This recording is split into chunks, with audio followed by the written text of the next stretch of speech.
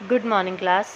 हमने vectors UT से पहले वेक्टर्स तक कर लिया था, तो ये हमारा लास्ट टॉपिक था जिसमें हमने पुशिंग और पुलिंग लॉन रोलर की डिस्कस की थी। आज मैं आपको जो कराने जा रही हूँ वो है हमारे पास प्रोजेक्टाइल। और प्रोजेक्टाइल से पहले थोड़ा सा हम क्या करेंगे, एक बार रिवाइज करेंगे कि जो मोशन है अपने पास with the uniform velocity in a plane, तो जो हमने पहले निकाला था वही है इसमें।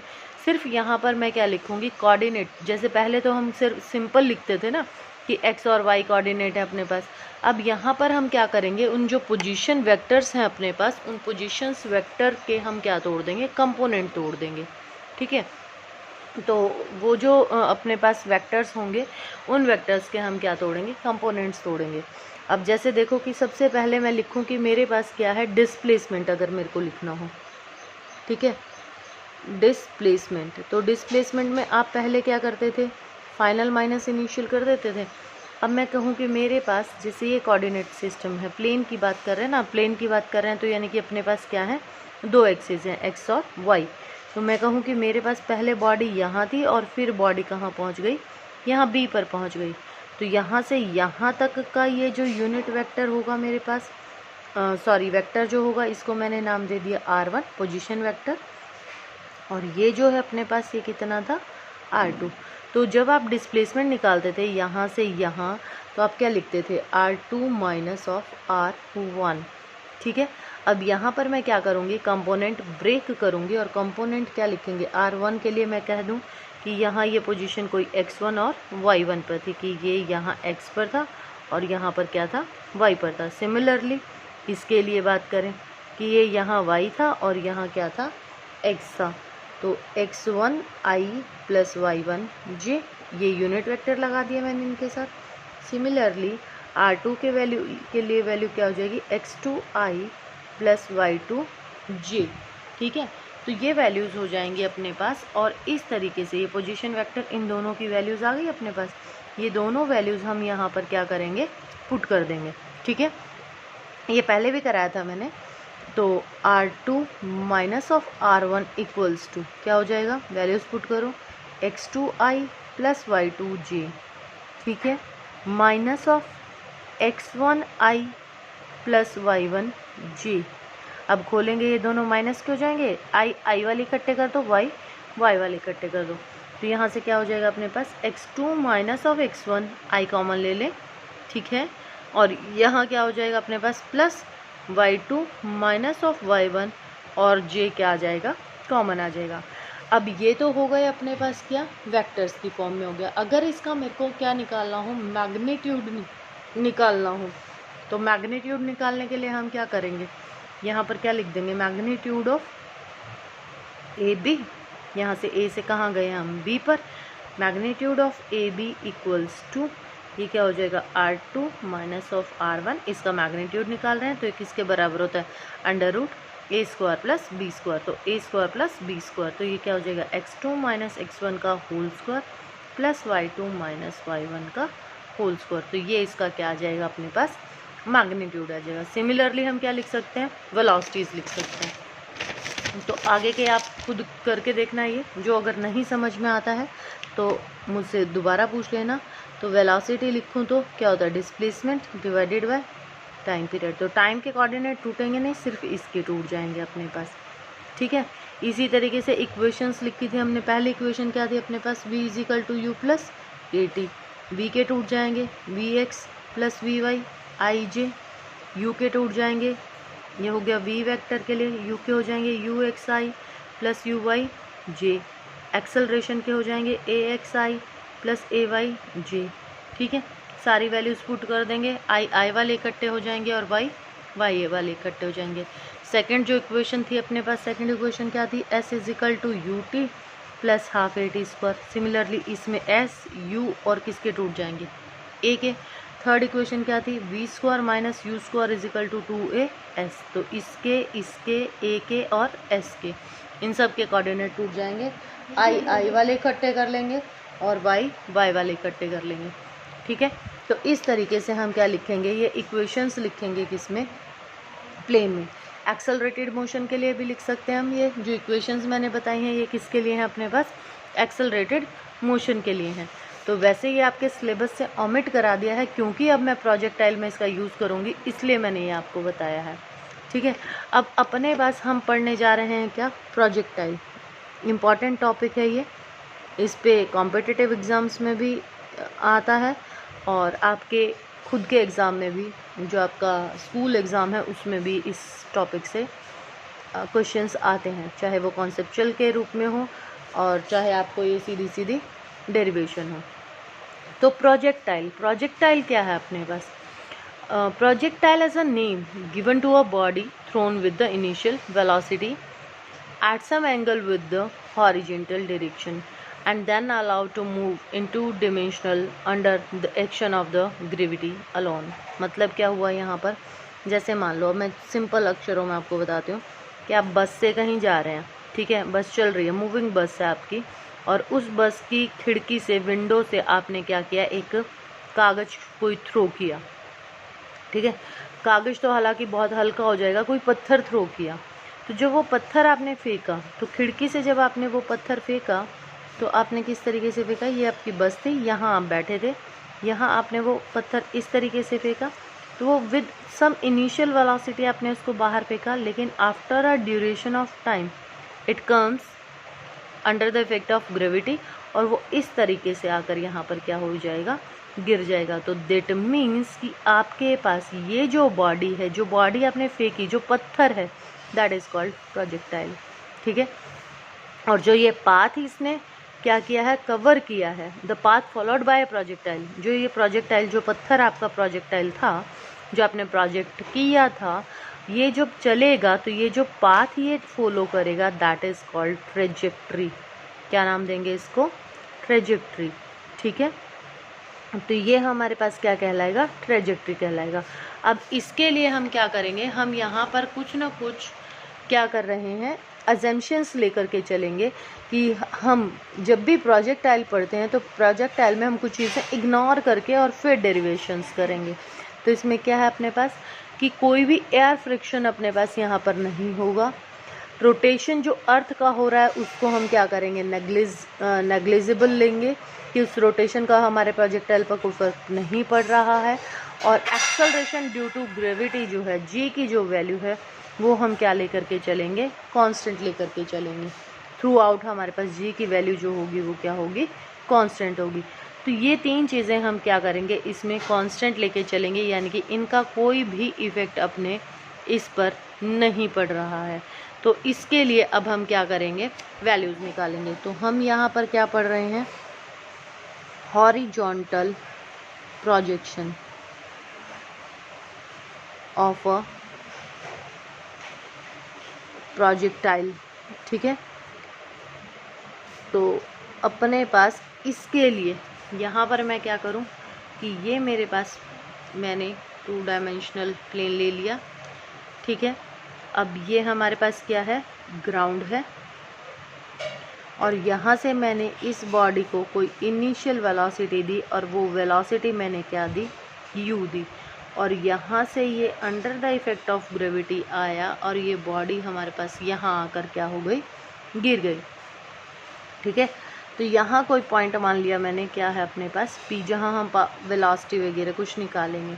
तो सबसे पहले तो मैं इसका जो निकाल रही हूँ वो मैं क्या निकाल रही हूँ कि ये जो पाथ इसने फॉलो किया, ये पाथ कैसा है। वैसे तो देखने से हमें पता चल ही रहा है कि ये जो पाथ हमारे पास है, ये पाथ कैसा है अपने पास, पैराबोलिक पाथ है। मैथ्स में आप पैराबोला पढ़ते हो ना, लेकिन इसको मैथमेटिकली अब हम प्रूव करेंगे that it covers the path in the shape of the parabola. ये पैराबोला सिमेट्रिक में यहाँ पर क्या करेगा, आएगा। तो हम यहाँ पर इससे इसका पाथ निकालकर और उसको इक्वेशन ऑफ पैराबोला से कंपेयर करेंगे।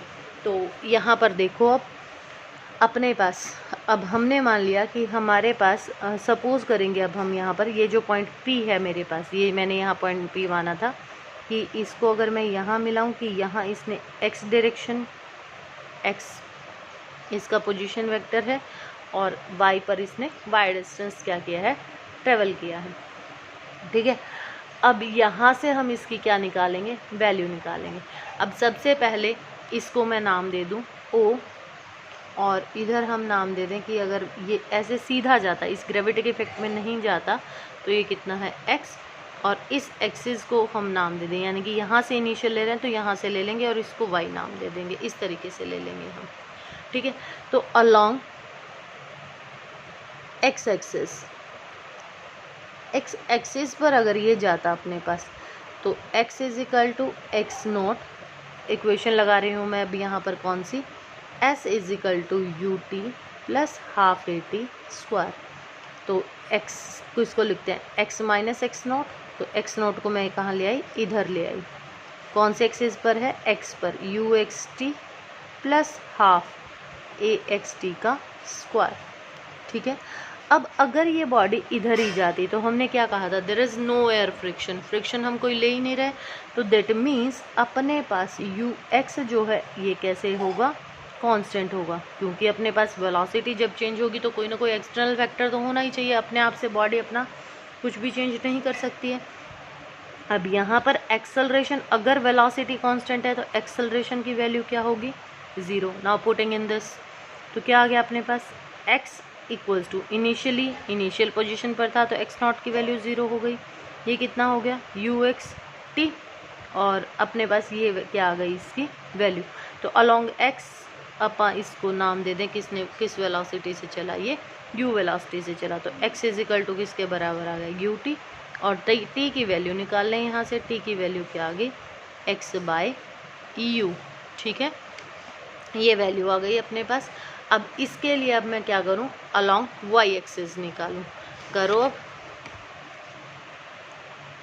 अलोंग y एक्सिस, तो y एक्सिस के लिए अगर बात करेंगे तो y की इक्वेशन लिखो, फॉर्मूला वही लगा रही हूँ, is equal to U Y T plus half A Y T का स्क्वायर, ये y यहाँ है, ठीक है। इनिशियली ये भी क्या था, y नॉट की वैल्यू क्या है, 0 है, initial velocity on y axis कितनी थी, 0, और ये किसके इफेक्ट में आ रही है, under the effect of gravity, ये सारी वैल्यूज पुट कर सकती हूँ यहाँ पर।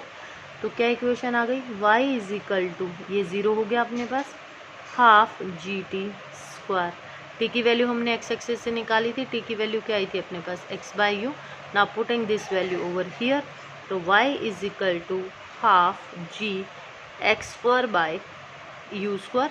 अब ये टोटल टर्म जो है अपने पास ये क्या हो गई, कांस्टेंट, तो इसको क्या लिख सकती हूँ, y इज इक्वल टू के एक्स स्क्वायर, और ये क्या होती है, इसको कंपेयर अगर हम करें तो it is the equation of parabola, किसकी इक्वेशन है ये, पैराबोला की इक्वेशन है ये, ठीक है। अब नेक्स्ट जो हम निकालने जा रहे हैं इसमें, वो हम निकालेंगे क्या, time of flight, time of flight. तो फ्लाइट का मतलब क्या है यहाँ पर, कि अपने पास जब हमने प्रोजेक्ट किया बॉडी को तो वो कितनी देर हवा में रही, ठीक है, तो वो टाइम पीरियड हम यहाँ पर निकालने जा रहे हैं। तो यहाँ से यहाँ तक देखो, जब ये यहाँ से यहाँ तक आई है तब तक ये किस में रही है, हवा में रही है, ठीक है। तो यहाँ से यहाँ तक इसने मान लिया कि टाइम कितना लिया, कैपिटल टी टाइम लिया, तो किसके अलोंग आ रही है, अलोंग द y एक्सिस यानी कि वर्टिकली डाउनवर्ड आ रही है, तो कौन सा इक्वेशन लिखेंगे, y एक्सिस का इक्वेशन लिखेंगे। तो अपने पास इक्वेशन क्या थी, y equals to Y naught plus U Y T plus half A Y T का स्क्वायर, ठीक है।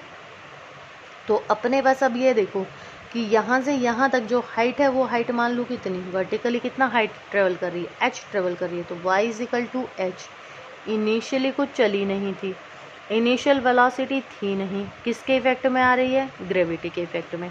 Now putting all these values, और टाइम जो लिया उसने वो कितना लिया, capital T, putting the values, तो h इज इक्वल टू, ये तो 0, ये भी 0, हाफ जी टी स्क्वायर, हमें किसकी वैल्यू चाहिए, t की वैल्यू चाहिए, तो t square is equal to 2h by g, और t की वैल्यू क्या आ जाएगी अपने पास, t is equal to under root 2h by g. It is called time of flight, ठीक है।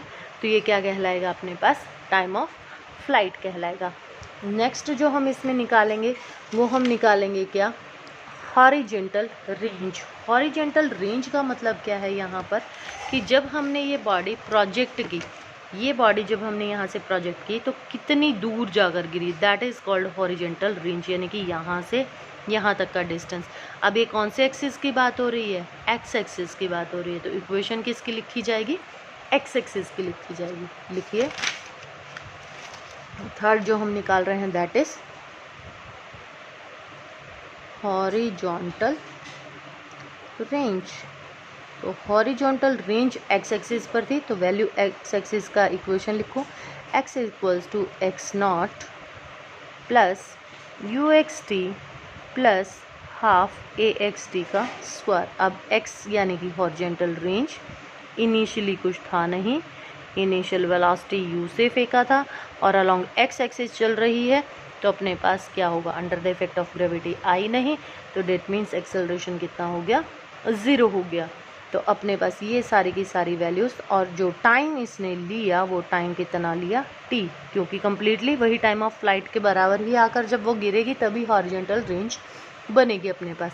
और t की वैल्यू हम पीछे निकाल चुके हैं, कितनी थी, √2h/g। Now putting all these values over here, तो r इज इक्वल टू क्या बन गया, ut, ये 0, ये 0, ये 0, ठीक है, और ये कितना हो जाएगा u, और ये t की जगह पे क्या आ जाएगा, कैपिटल T। तो r इक्वल्स टू क्या आ गया, u, और t की वैल्यू क्या थी, √2h/g। तो ये वैल्यू आ गई आपकी किसकी, हॉरिजेंटल रेंज की।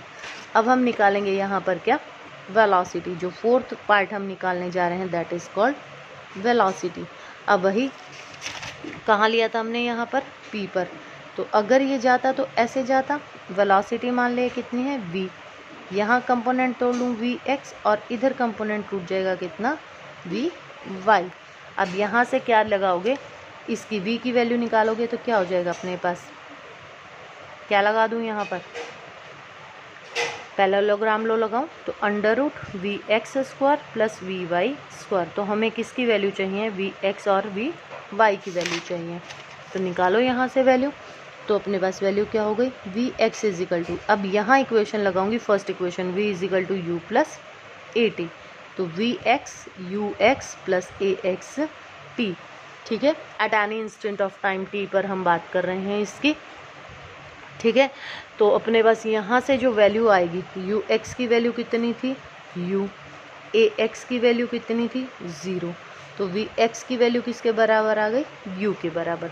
सिमिलरली ऑन y एक्सिस निकालो, अलोंग y एक्सिस, तो y एक्सिस पर अपने पास कितनी हो जाएगी, uy प्लस ay t, ठीक है।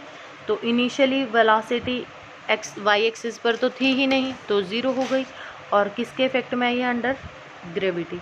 तो vy की वैल्यू क्या हो गई अपने पास, gt। तो वेलोसिटी की वैल्यू क्या थी अपने पास, √vx² प्लस vy²। तो vx की वैल्यू भी है, vy की भी, पुट कर दो दोनों वैल्यू, तो ये कितना हो जाएगा, u² प्लस g² t²। तो ये आपकी क्या आ जाएगी, eight any instant of time projectile का, किसी भी eight any instant of time आपके पास क्या आ जाएगी, वेलोसिटी आ जाएगी। तो ये तो अपने पास क्या आया, यहाँ पर मैग्नीट्यूड आया। ऐसे हम क्या निकालते थे, मैग्नीट्यूड निकालते थे ना।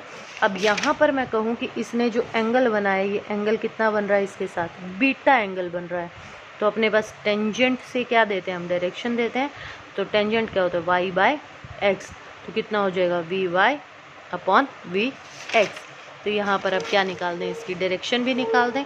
तो tangent of beta equals to vy/vx, और vy की वैल्यू कितनी थी अपने पास, gt, और इसकी वैल्यू क्या थी, u, और बीटा इज इक्वल टू, इसको इधर ले जाएं, टेंजेंट इनवर्स gt/u। तो ये अपने पास क्या आ जाएगी, इसकी डायरेक्शन आ जाएगी। तो ये था अपना हॉरिजॉन्टल प्रोजेक्शन। कल हम करेंगे एंगुलर प्रोजेक्शन। तो यहाँ तक अगर आपको कोई प्रॉब्लम आती है तो यू कैन आस्क मी।